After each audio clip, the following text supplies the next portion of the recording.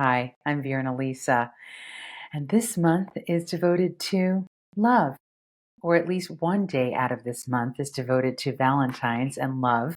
And I say we should be talking and thinking about love all the time. All the time. I think it would make life better. This particular episode, though, episode 37, All About Love, was actually inspired by two books that I read last year.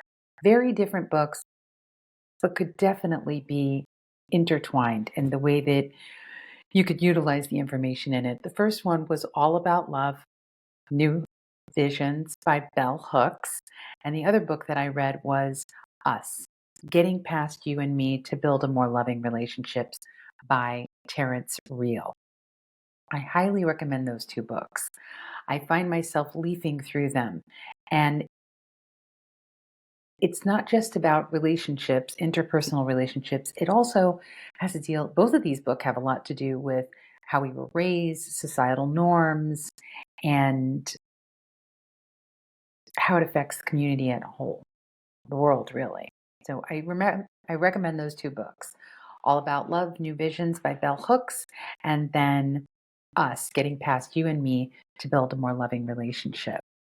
When I was growing up, I was raised religiously, a fundamentalist Christian, and there were three different descriptors of love I remember learning about. And it turns out that there are more. And this is based on the Greek culture, the ancient Greek culture. And some of you may know this too, if you've studied philosophy, even if you're just interested in love. So I remember that there were three words that we were taught growing up. And it wasn't until recently that I decided to do a little bit more of a deep dive into different types of love, because I was like, there are different types of love out there besides these three. And the Greeks, they really did a good job of defining them. So the first three words, some of you have probably already heard them, is Philia, Eros, and Agape. So Philia would be more of that brotherly or sisterly love that you would feel, and not just with people in your family, but with people around you, right? I'm sure everybody's got an adopted brother, sister, cousin, aunt, uncle, grandmother, that kind of a thing. Then there's Eros, which is that passionate love, right? That romantic love that you feel, that hopefully you're feeling with the person that you're with, that you've decided to spend some extended amount of time with, or even a short amount of time. Different relationships give you different things. And then the last one that I remember was agape, which was much more of a higher kind of love, an unconditional love, a love that is bestowed upon us humans by God or the divine. And I believe that we are all capable of all of those three. We've seen it. We've seen it in history. Now, there are more descriptors, which I'm going to talk about. Another one that I found was the word storge. And that has to do with familial love, like a parent loving a child. Okay, that kind of situation. So that has to do with the family unit. The next one is, and I think that this one is really, it should be taught second. After familial love, it should be taught second, and that is philautia. Philautia is about self-love and self-worth, high self-esteem, healthy self-esteem. Another one is ludus. You can see how some of these words have been used in the English language, or at least some of the roots are being used in the English language. Ludus is more of a playful, non-committal, flirtatious kind of love. Okay, kind of like I think of that song from Fleetwood Mac, "Players only love you when they're playing." That kind of a thing. Ludus. So that's another type of love. And then there's pragma. And pragma, think about the word.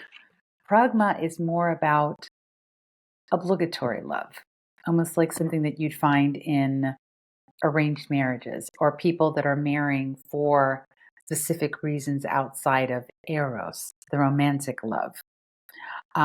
It also has to do with duty, right? Like I often use the term daughterly duty or sisterly duty. Pragma, it's pragmatic. Get it? Yeah. So that's pretty cool, right? There are all these different things, right? We've got the storage, which is family. You've got philautia, which is more of your self-esteem and self-love, having a high sense of worth, healthy sense of worth. And then you have philia, with his brother or sisterly love. Then you have eros, which is the romantic love that you feel for someone that you're deeply in love with. And then you've got your ludus, which is playtime. And it doesn't always necessarily mean that there's sex, even though it's lewd. It could just be flirtatious, and that could be innocent, but it's non-committal, that's for sure. And then you have pragma, right, which is the pragmatic, obligatory kind of thing, or an arranged marriage. And then you have agape, which is that divine love that supersedes and actually can be intertwined, I think, with other things. I think so. I think it's nice to know that there's a different word and definition and criteria for all of these things because it's such a vast thing, right? When you think about love and how it comes into play in our lives. Like you can mix and match them, right? So there can be like storage, which is familial love, and eros, and pragma, and philia all working in one family unit, right? And this can extend out to extended family as well. Oh, another one that I forgot was mania, which is obsessive love, which I think is the opposite of love, really. When you're so obsessive that you're like, you got a chokehold on something, that's mania. And that is a word that is used in our culture. I think I forgot about it because we've got enough of that going on in the world. But so let's say you have that one combination that I gave you, which was storage and philia and philautia, right? Each person having their own sense of who they are in the family unit and mixing all these different types of love that all come into play to make a healthy family or a healthy community, right? You could have philautia, which is self-love, eros, which is that romantic love, and pragma, where you're not necessarily dealing with anybody else except for two people. That can be mixed.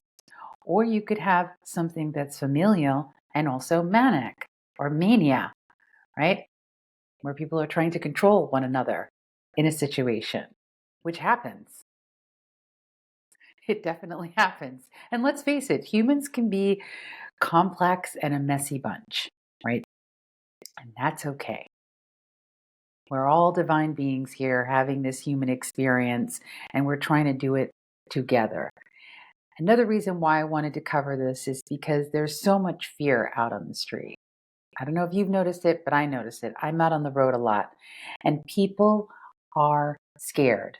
There's a lot of divisiveness in the air. People are either coming together or everybody's kind of just like, staying in your own lane and not integrating. And what we need to do is we need to be more conscious about how important it is to have a sense of agape and philia for one another. Okay. Even if you don't like each other, we can still be respectful of one another, especially just as human beings. With love, I do believe that with love and discernment and wisdom, that things can be healed and resolved and mended only if we're willing to do it individually. And sometimes that work has to be done on your own, and sometimes you can do it in this community setting.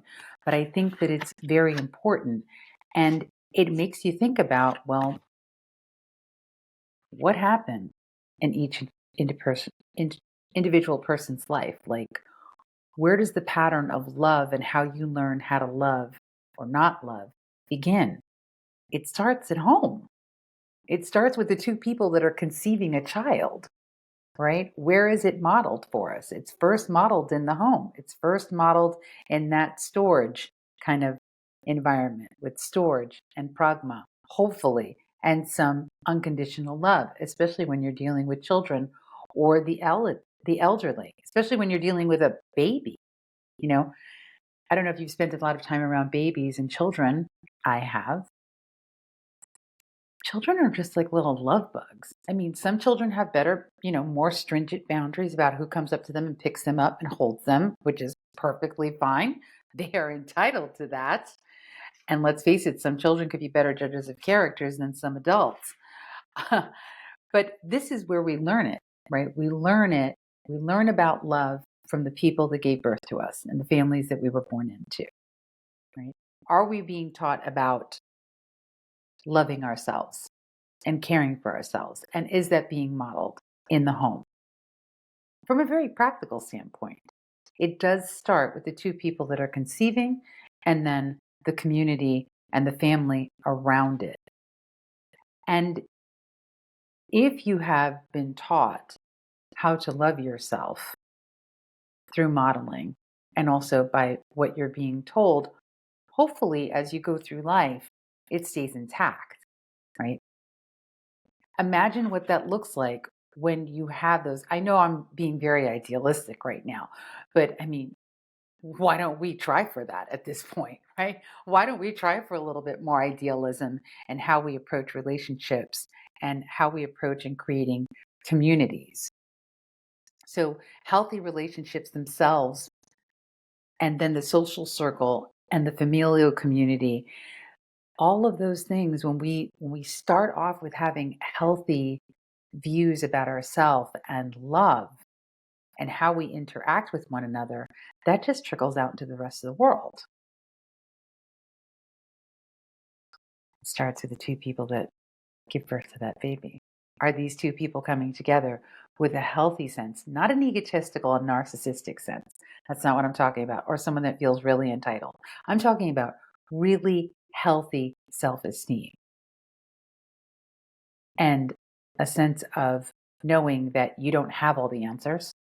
And that when we come together in groups or when we come together in a family, everybody's got something that they can bring to it. Hopefully, sometimes that doesn't happen in families. Understand that. But if we're starting off with this concept from the time that two people come together and then go on to have children and create a family and then are part of the community at large, it changes everything, right? It changes everything. And I have to say that's one of the reasons why I didn't wind up having children, because I knew that if I wasn't going to be doing it with someone who shared the same values that I shared and that we weren't both on the same path of self-development, that we weren't going to be able to provide that for a child. The modeling just wouldn't be there. And let's face it, kids smell BS from a mile away, right? So you could be telling them one thing, and maybe there are children that are convinced that these adults, what they're telling them is true. But kids, when they're younger, they know, like, this person is just trying to, I don't know what they're trying to do, but I don't believe it. So if they're not living it, why am I going to do it? So the modeling has to be there. And you can see that this goes out into the community, the broader community that we're living in, and then it moves out and it's a ripple effect, right? And right now we are a global community, period.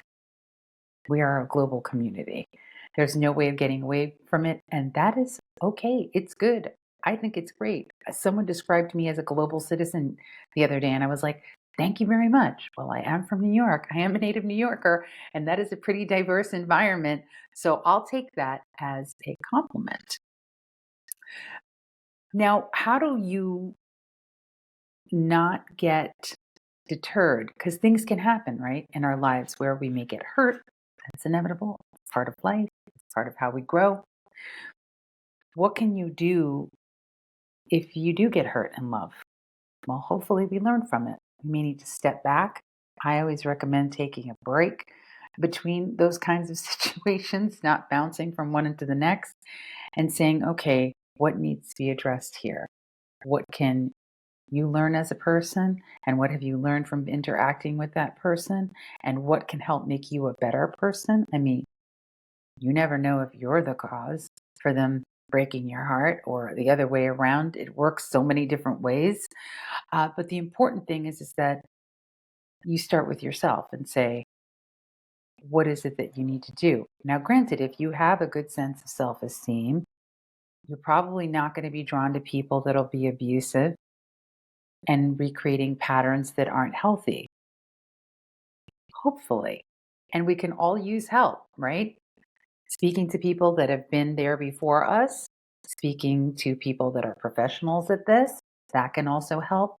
The one thing you want to make sure of is that you don't get stuck in that pain and thinking that every situation is going to be like this, or that because you're hurt, you never want to be hurt again. And so there you build little walls around yourself to stop yourself from getting hurt.